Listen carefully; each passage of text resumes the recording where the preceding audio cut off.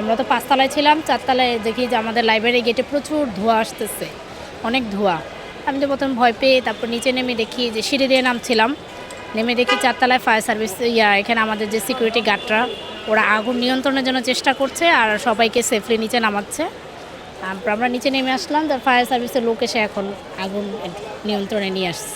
এখনও পর্যন্ত আমরা এরকম ক্ষয়ক্ষতির কোনো পাইনি। আমরা যখন আসছি এখানে আইসা দেখি আগুন, এখানে পরিস্থিতি ভয়াবহ। তো কিভাবে লাগছে, কেন লাগছে, কে দৌড়াইছে, এটা জাজ নট ম্যাটার। আমাদের আগুন নিবানোটা হচ্ছে আমাদের একমাত্র লক্ষ্য।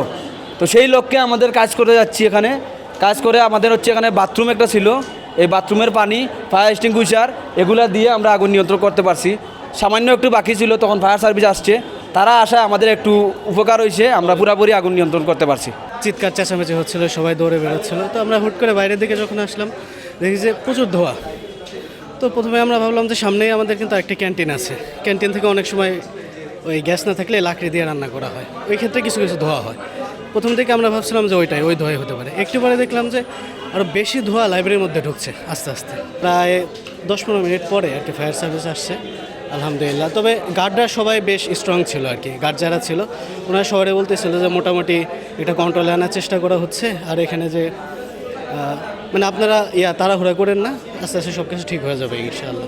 এক ডাক্তার এসে বলতেছে যে ভাই আপনাদের উপরে আগুন ধরছে।